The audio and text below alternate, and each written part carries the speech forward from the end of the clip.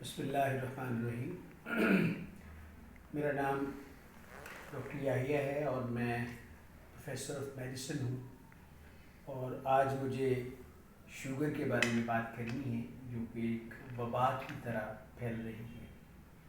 اور اگر میں یہ کہوں اگرچہ اس وقت پوری قوم کرونا سے بہت خوفزدہ ہے، پوری دنیا بلکہ، لیکن اگر اذیت کے لحاظ سے دیکھا جائے، موت کے لحاظ سے دیکھا جائے تو پوری دنیا میں اس وقت یہ بذات خود یا انڈائریکٹلی جو ہے بہت سارے پرابلم کی وجہ موجود ہے.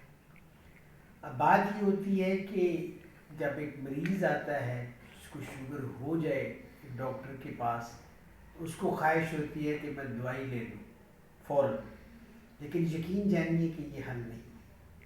اگر ہم نے اپنی قوم کو بچانا ہے تو ہمیں یہ بات سمجھنی ہوگی کہ جو پرہیز ہے وہ علاج سے زیادہ بہتر ہے. اب وہ پرہیز ہم کن صورتوں میں کر سکتے ہیں؟ پہلی بات تو یہ ہے کہ جب ہم اپنے بچوں کی شادی کرتے ہیں، اپنی برادری میں ضرور کیجیے، ہمارے ہاں ایک سسٹم موجود ہے، کوئی اعتراض کی بات نہیں، لیکن یہ دیکھیں کہ اگر وہاں پہ فیملی ہسٹری شوگر کی بہت اسٹرانگ ہے تو کوشش کریں اس کو ایوائڈ کریں، کیونکہ والدین میں سے اگر ایک کو ہو تو شوگر ہونے کا خطرہ بڑھ جاتا ہے، اور اگر دونوں کو ہو تو پھر ڈبل سے بھی زیادہ ہو جاتا ہے. ایک بات. دوسری بات اس کے اندر جو یہ ہے کہ اگر کسی خاندان کے اندر شوگر موجود ہے تو کیا کرنا چاہیے؟ اس خاندان کے ہر فرد کو، میری ذاتی رائے میں یہ ریکمنڈیشن نہیں ہے کہ 30 سال کی عمر کے بعد اس کو ہر 6 مہینے بعد کوئی پرابلم ہو یا نہ ہو اپنی شوگر چیک کرنی چاہیے.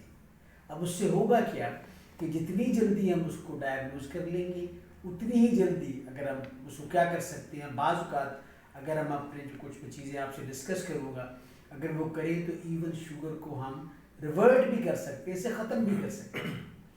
اب پہلی بات کیا ہے؟ کوشش کریں اس کو بچانے کی. اور دوسری بات جو بچانے کے لیے بہت ضروری ہے وہ میں چاہوں گا ان ڈائبیٹک ماؤں کے لیے جب اللہ تعالیٰ انہیں اولاد دیتا ہے تو کوشش کریں کہ اپنے بچوں کو شوگر کا ٹیسٹ ڈیولپ نہ ہو. اگر دودھ بھی پلانا ہے تو پھیکا پلائیں، اور بھی چیزیں شوگر والی اس کے اندر نہ دیں. اگر اس نے لینا ہے تو پھل کی طرف کریں. یہ جو فاسٹ فوڈ ہے، جنک فوڈ ہے، اس سے ان کو بچائیں اور ان کو ورزش کا عادی بنائیں. جب آپ ان کے لیے کسی اسکول کا انتخاب کریں تو یہ نہ دیکھیں کہ یہاں کتنے ہائی فائی لوگ ہیں، فیس کتنی اونچی ہے، میڈیم کون سا ہے، بلکہ یہ دیکھیں کیا اس اسکول کے اندر کیا گراؤنڈ موجود ہے، کوئی پی ٹی ماسٹر صاحب ہیں جو فزیکل ٹریننگ ان کی کر سکیں. اور اپنے بچوں کو یہ جو ویڈیو گیمز ہیں اگرچہ مشکل ہوگا لیکن آپ کوشش کریں کہ فزیکل ٹریننگ ان کی پارٹ کا حصہ ہونا چاہیے. اور اگلی بات یہ ہے اگر کسی کو شوگر ہو جائے تو سب سے پہلا جو کام کرنے والا ہوتا ہے وہ ہوتا ہے ڈاکٹر کی طرف سے، جو کہ ہم انفارچونیٹلی نہیں کرتے اور مریض بھی نہیں کرتے، کہ وہ اپنا لائف سٹائل پر، کہ اگر وہ ہر کام جو ہے دوسروں سے کرواتا ہے تو اپنے ہاتھ سے کام کرنا شروع کرے. اگر جاتے ہوئے کہیں ہر وقت گاڑی یا موٹر سائیکل یوز کرتا ہے اس کا استعمال ترک کر دے. جہاں پاسبل ہو اپنی ٹانگوں کو، اپنے مسلس کو جو اللہ نے اسی کے لیے بنائے ہیں اس کو یوز کرے. اگلی پارٹ جو ہوتی ہے اس کے ساتھ وہ ہوتی ہے غذا کے بارے میں. اور غذا میں سب سے پہلی بات یہ ہے کہ ہم سب کو ویٹ کانشیس ہونا چاہیے. اگر ہم صرف ویٹ کم کر لیں تو یقین جانیے کہ شوگر جو ہے وہ کم ہو جائے گی.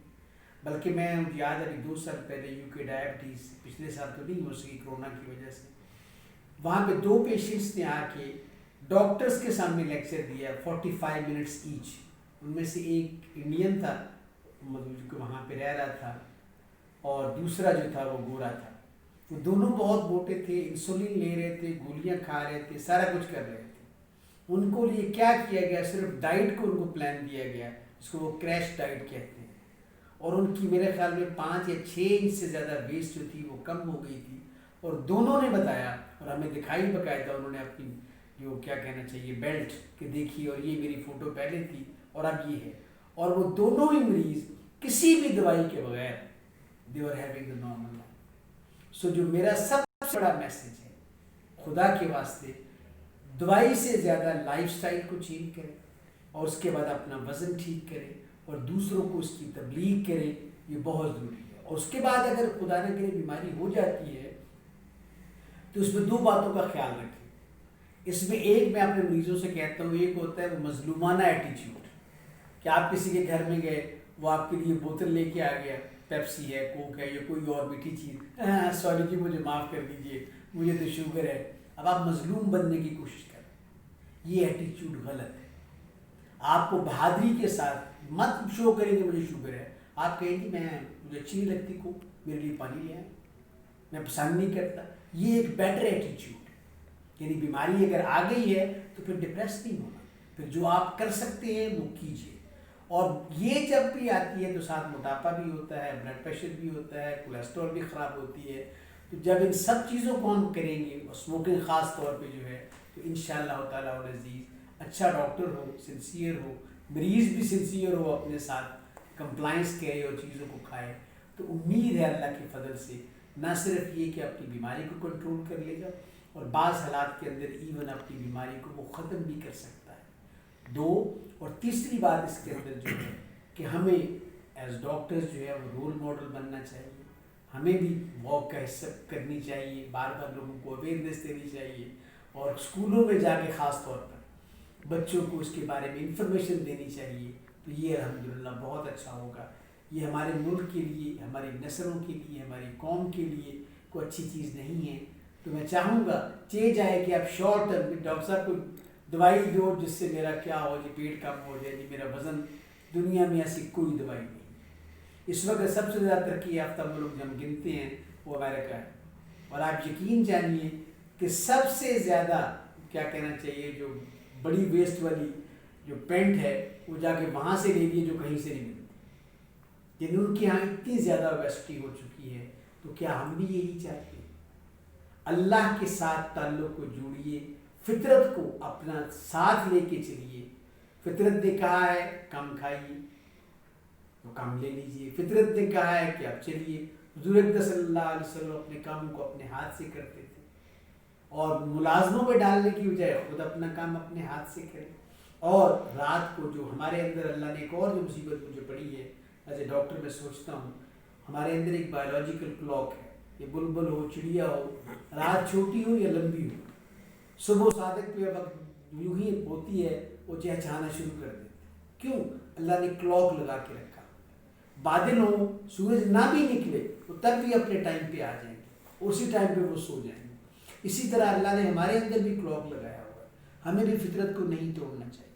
رات کو جلدی سونا چاہیے، صبح جلدی اٹھنا چاہیے، اور کھانا جلدی کھا کے تو اس کے بعد پھر 2-3 گھنٹے بعد جو ہے وہ سونا چاہیے.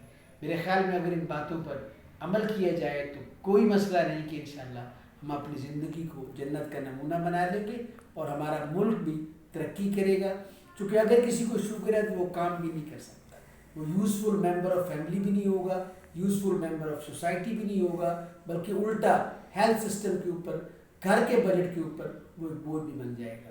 ان باتوں کے ساتھ میں چاہوں گا کوشش کیجئے، اس پہ خود بھی عمل کیجئے، اور ایک مومن کی حیثیت سے جب بھی ایک اچھی بات ملے، حضور صلی اللہ علیہ وسلم نے خطبہ جمعۃ الوداع بھی فرمایا تھا جو حاضر ہیں میری بات جو غائب ہے ان تک پہنچائیں. تو اگر آپ کو خیر کی بات ملی ہے تو آگے پہنچائیں. اللہ ہم سب کو حامی و ناصر ہو. اللہ ہم سب کو خوش رکھے. Thank you very much.